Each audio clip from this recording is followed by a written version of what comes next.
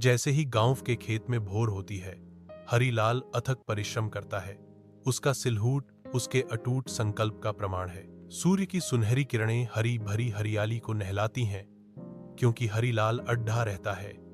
प्रत्येक हरकत सटीक और जानबूझकर की जाती है। उसके माथे पर पसीने की बूंदें चमक रही हैं, जो उसके चेहरे पर अंकित अथक प्रयास को दर्शाती हैं। शांत दृढ़ संकल्प के एक पल में हरिलाल रुक जाता है। उसकी आंखें अपने हाथों के नीचे पृथ्वी पर टिकी होती हैं। हरिलाल फुसफुसाते हुए कहते हैं, जमीन मुझे धोखा नहीं देगी।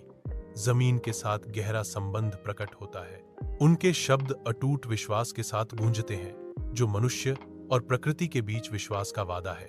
हरिलाल के घर के अंदर रात होती है, क्योंकि वह रेडियो पर बोलता है। उसकी आवाज कमरे में गूंजती है। ग्रामीण हरिलाल के घर के चारों ओर इकट्ठा होते हैं। उनके चेहरे रेडियो की मंद रोशनी से जगमगा रहे हैं, क्योंकि वे हर शब्द को ध्यान से सुनते हैं। हरिलाल की आवाज दृढ़ता से उठती है, हम किसान हैं, हम इस राष्ट्र की धड़कन हैं। उनके शब्द रात में गूंजते हैं, आशा और लचीलेपन का एक जीवंत चित्र चित्रित करते हैं। हरिलाल कहते हैं, यह सिर्फ बीज ही नहीं है जो हम बोते हैं, बल्कि हमारे सपने और आकांक्षाएं हैं जो इस देश को फलने फूलने में मदद करते हैं।